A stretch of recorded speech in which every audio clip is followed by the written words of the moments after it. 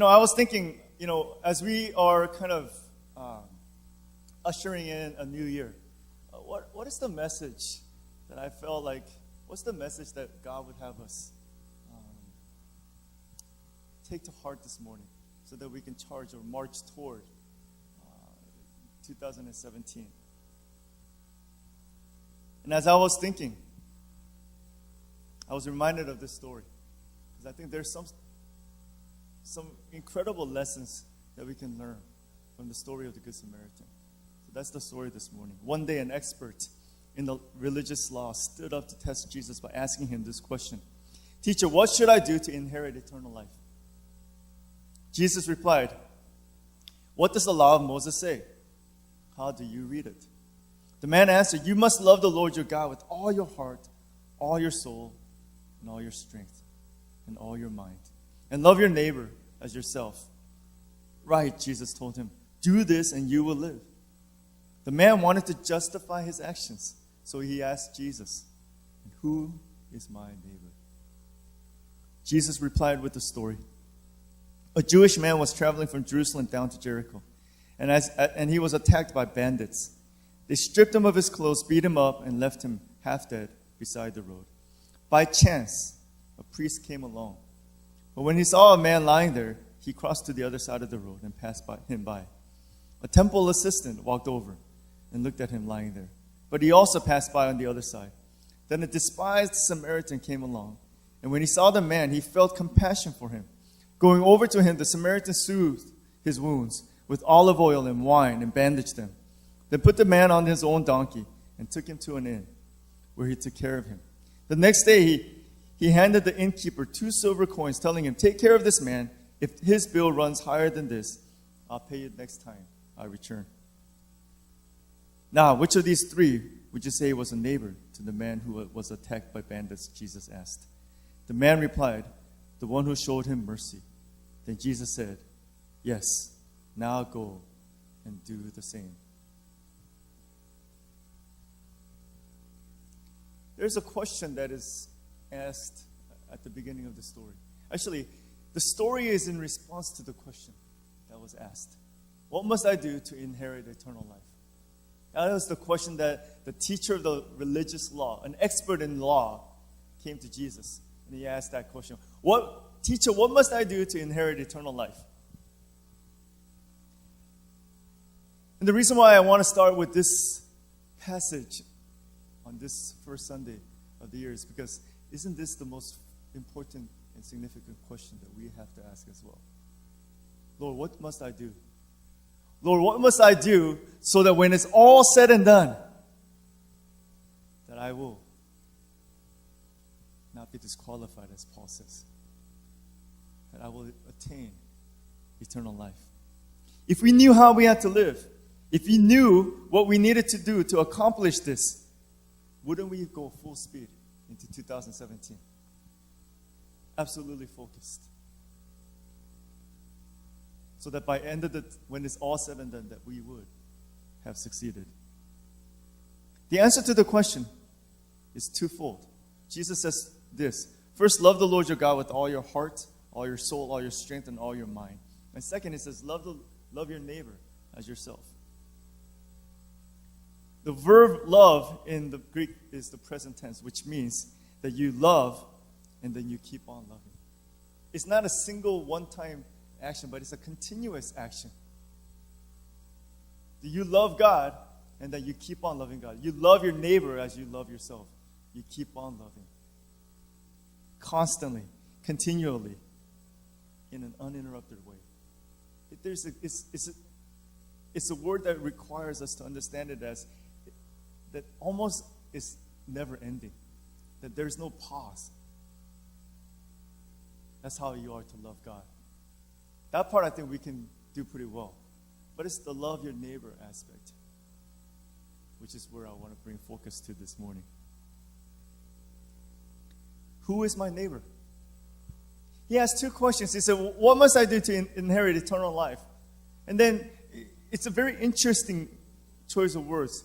Then he wanted to justify his actions. So he asked, who is my neighbor?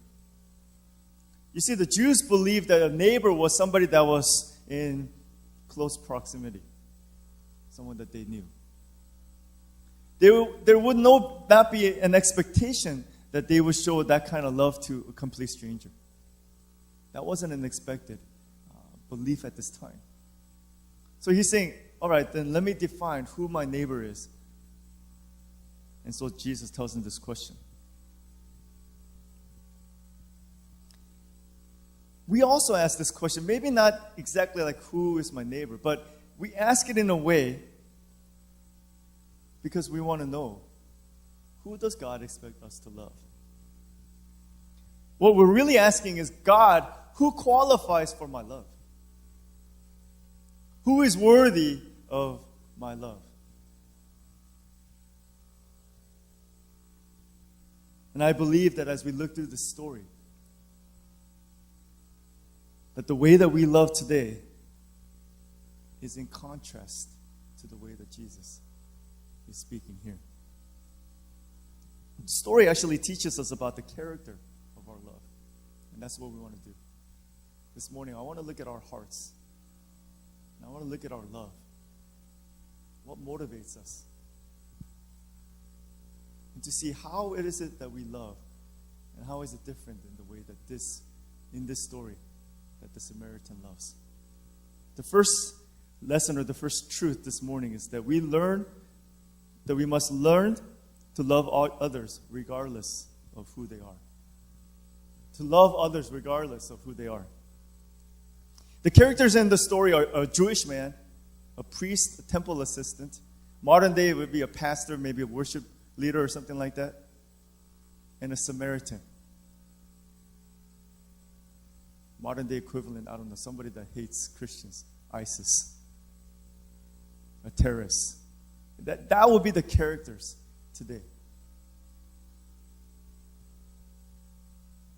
The interaction of these four men will answer the question, who is my neighbor? As Jesus tells the story, the most shocking aspect of the story is that the Samaritan is the one who comes to the aid of the Jewish man who was beaten by the robbers. In this story, we see what love looks like. The Samaritan man saw a Jewish man in need. He responded in love. You see, love is a powerful tool. Love can impact a person's life like nothing else. When we are hit by love, our lives are forever changed. I saw a video of this guy, this young boy. He looked like maybe 13 or 14 years old.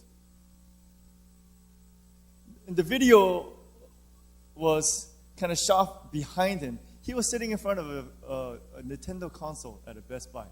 And the little caption read, "This boy has been coming to this store to play on this Nintendo for 2 hours a day, every day, for a long, long time."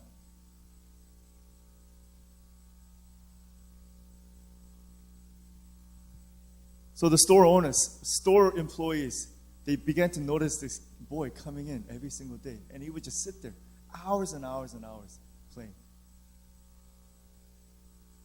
So they decided to do something about it. The way the video was set up, I thought they were going to go and embarrass him. But one employee is recording this, obviously. Another approaches him. And you start hearing the dialogue. "Hey, how's it going? We noticed that you're here every day playing this for many hours. But what we decided to do, all of us," and he's pointing to several of the employees there. What we decided to do is buy you one. So you don't have to keep coming here every day. So they pitched in and they bought him a Nintendo, I don't know what it was, a console. And the boy explained that he has two loving parents at home. They do everything that they can to support him. But they just don't have the money. They cannot afford to buy him one. But he really wanted to, wanted it.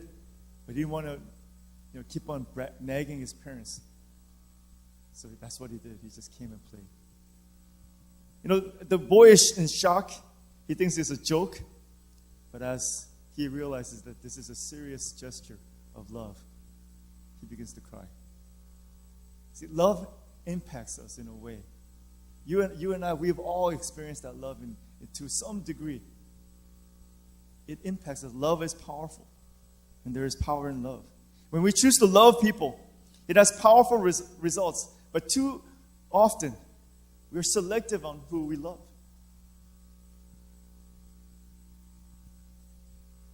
Selective on who we will love and whom we will not love. One truth that this story teaches us today is that genuine love is not selective. Samaritan saw a man, a human being, a fellow brother in need. He didn't see race or ethnicity. He didn't see gender. He did not ask the guy his political affiliation. He did not see sexual orientation. He didn't see his status, or he didn't see any of these things. He simply saw someone in need and he responded in love. I believe that Jesus commands us to love others no matter who they are. But too often we're like this guy named Troy Brown. A couple months ago, I believe it was, snowstorm in Ohio. This guy, Troy Brown, was out, and when he saw a car that was stuck in the snow, and this is what he posted. He said, I wanted to help this person out, but he noticed that it was a lady. She has a Trump sticker on her car, so he refused to help her. And he posted the picture of the car, picture of the sticker, and with the message and this hashtag, call your president. This guy refused to help someone in need, a lady in the middle of the snowstorm whose car was in a ditch. He refused to help her because of her political affiliation. We're selective in who we love. How sad is it that we choose whether or not we will love someone, to help someone who is in need, based on the person's views, beliefs, the way that person looks, maybe socioeconomic status. Can you imagine if God operated this way? What if God had a standard that He used to determine whether or not He will love us or not? I'm not sure any of us in this room would be happy with that. Bible teaches us that we are to love our enemies. And if you were that guy and you wanted Hillary as president, and you saw a Trump supporter stuck in the snow,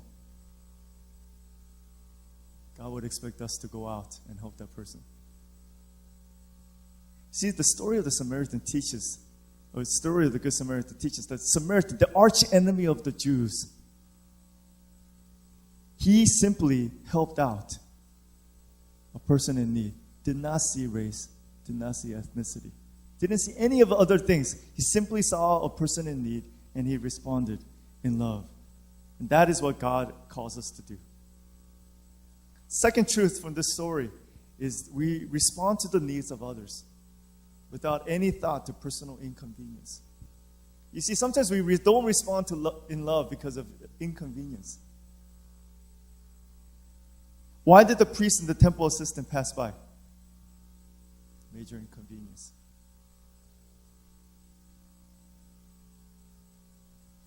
To stop and to help would have caused delay, perhaps.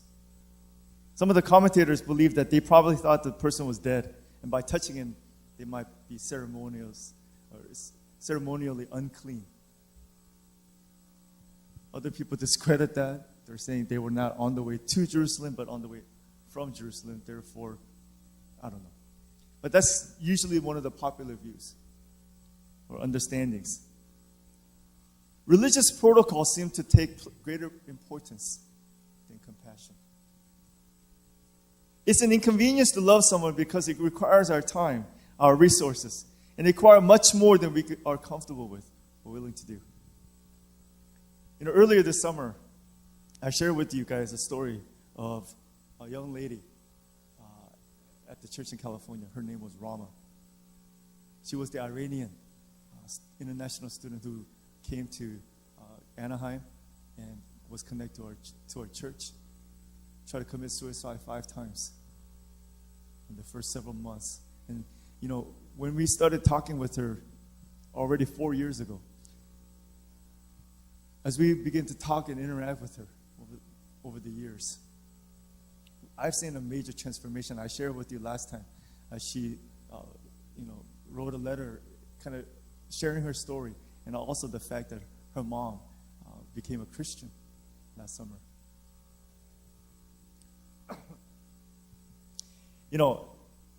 Facebook, she posted something on Facebook not too long ago that just shows how much she's grown.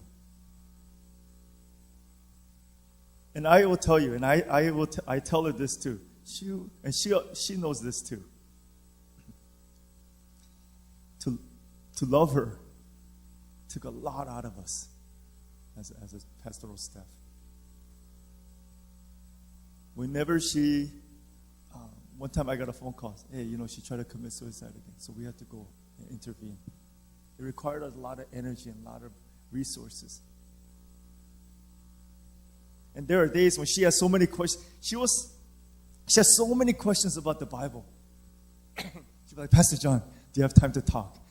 At the very, very beginning, I said yes. And 30 minutes later, she's still asking just question after question after question. So after a while, I just had to say, Rama, you have 5 minutes. And after a while, I just had to say, can you email it to me? And I will get back to you as soon as I can. It was just constant, non-stop. I don't know what it is, but her email, she always wrote in blue. And so I get this email. It's super long. It's got filled with questions. I'm just simply trying to respond to them. Sometimes I'll just take one question and respond it and say, I'll get to the rest later. And I'll just throw them out. But one of the pastors from California and I, we were talking. We said, they told me she is a changed woman. And oftentimes we think about what would have happened if we did not respond to her need because of personal inconvenience. There are people in the church that really helped her out. But every single one of us would say it was at times very inconvenient because it required a lot of time, a lot of energy, a lot of resources. We're not told where the Good Samaritan was headed. But stopping to help this man caused delay.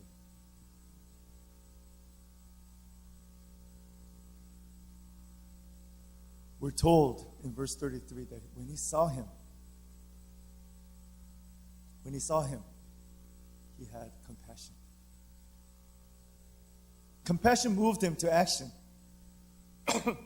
Something about the man lying in the streets moved his heart to go to him.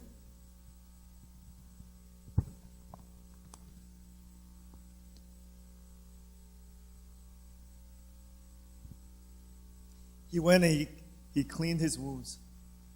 He bandaged them. Put him on his donkey, and he took him down to an inn where he continued to tend to him. Next day, we're told. Until the next day. This was a major inconvenience. We will go as far as to call 911 when we see an emergency, when we see someone in need. Not many people would spring into action.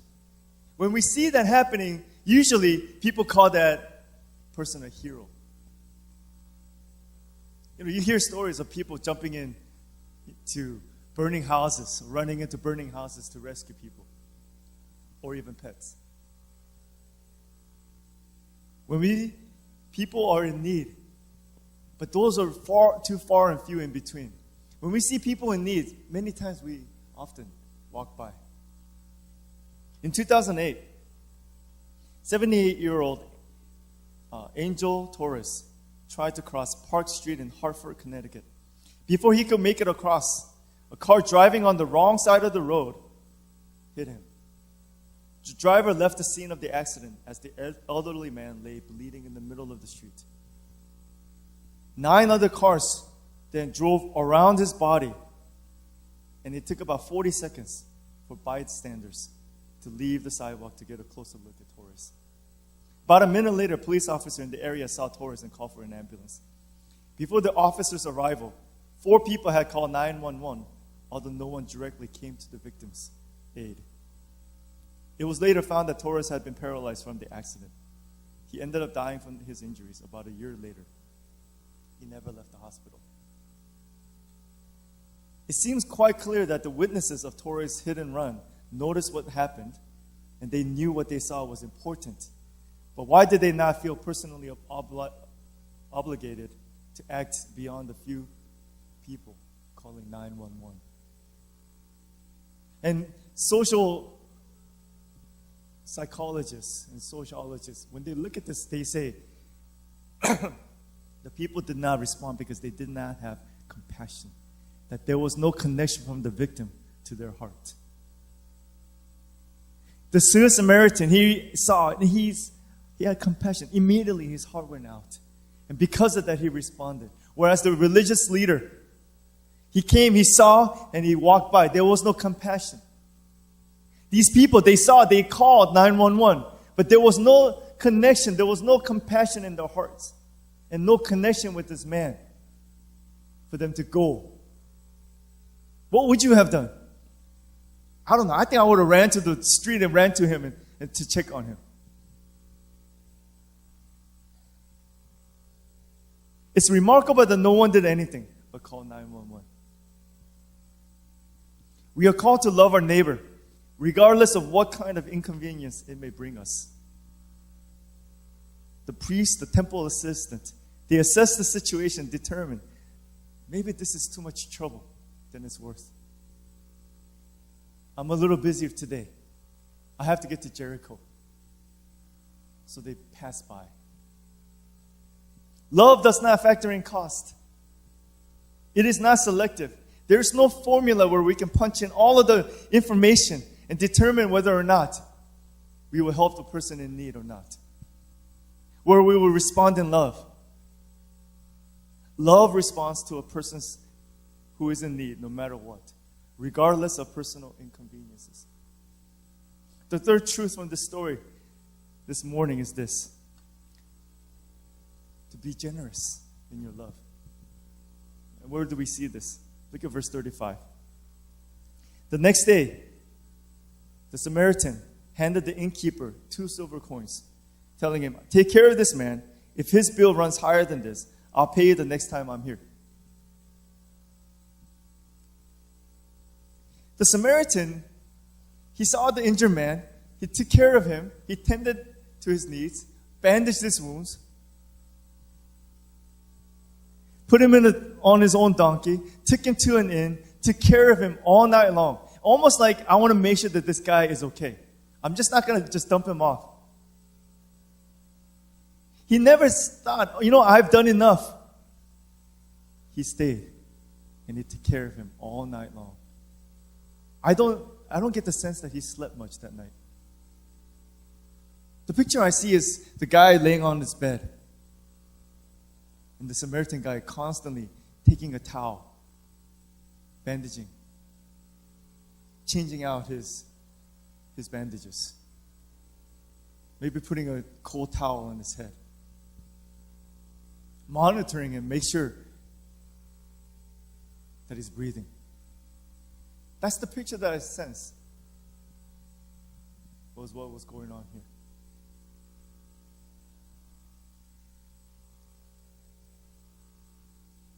All this is for a stranger. He didn't know this guy. This was a person who least deserved his love. This was the enemy. The relationship between the Jews and the Samaritans were not very good. The Jews considered the Samaritans half-breeds because they intermarried. If you trace the history of the two nations back, they intermarried with non-Jews. Therefore, they felt like they were half-breeds, and they didn't have any association with Samaritans. From Jerusalem to the Galilee, instead of going through Samaria, many of them walked around. That's how much they despise the Samaritans. Consider them dirty. The next morning, he gives the innkeeper 2 silver coins. Please take care of this man. If you spend more than this, I will repay you when I come back. He gives the innkeeper 2 silver coins at that time. He gives him enough money basically for the guy to be taken care of for at least a month. That's the equivalent. For a month, as long as this guy needs. It's not just 2 silver coins and that's it. And you wouldn't expect the innkeeper to kick him out. Because he says, next time I return, if the bill is higher, I will repay you. Whatever the amount is above the one amount that I give you today. So not just taking care of him all night, but even into the future to make sure that he is completely well. This is generosity. This is an amazing example of love. The Samaritan went above and beyond in how he responded to the injured man. It was much more than what would have been expected. He not just loved, he was generous in his love. Oftentimes we have a limit. We have a certain portion, certain point that we are willing to go. I commend you for stepping out. But there are times when we know, man, maybe I couldn't do more.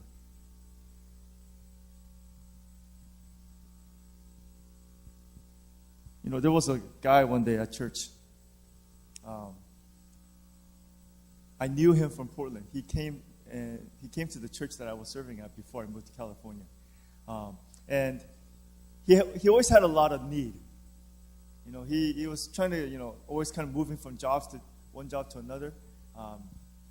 Actually, he was Korean. He was adopted when he was young, and he was brought over here. And just never finished college. And so he was always working like different types of odd end jobs in here and there. When I met him here, he was like 35 or so. So when I saw him in California many years later, he was past his 40s. And I asked him, what are you doing? He said, I'm doing some working here and there. I said, what brought you to California? Why didn't you just stay in Oregon? Because I was telling him, cost of living here is so much. He goes, oh, no, that's great. I'm renting a room from a family. I said, oh, great. And as we talked a little bit more, one of the weeks he came to me and he said, hey, I lost my job. And I need to pay rent. Is there any way that you can help me? So let me see if find out what we can do. So I began to look at, ask the church and all of that stuff. And because he hadn't come to our church very long and people didn't really know him, the resources just weren't there. And so my wife and I, we prayed. I said, can we help this guy? And we prayed about it. We talked about it. And I remember meeting up with him, giving him an envelope. Saying, here you go. He said, oh, I'll pay you back, But after that Sunday, I saw him 1 or 2 times more. And then I didn't see him again. So I don't know what happened to him. But there are people that come, even to this church. There are people who come, people who call. Whatever your views are, people on the streets who ask for some assistance. Or in front of restaurants. There was a guy out in front of a restaurant one day. I was going in there. He's like, hey, you guys some change? I said, are you hungry? And he's like, yes, I'm hungry. So I'm going in here. If you want something, you can come with me. I'll buy something for you. It was Chick-fil-A. And the person's like, actually, I want McDonald's. I was like, then why are you standing in front of Chick-fil-A? I was like, okay, but if you want a chicken sandwich or something here, I'm more than willing to. But I will not give you money, but I'm willing to buy you for it. He declined. There are people in need all around us. What is our response? Maybe for us, we will go a certain distance and we go up to a certain point. The Samaritan shows us, be generous in your love. May we learn to love without limits. May there be nothing that we sacrifice. May there be nothing that we refuse to sacrifice to respond to the needs of others.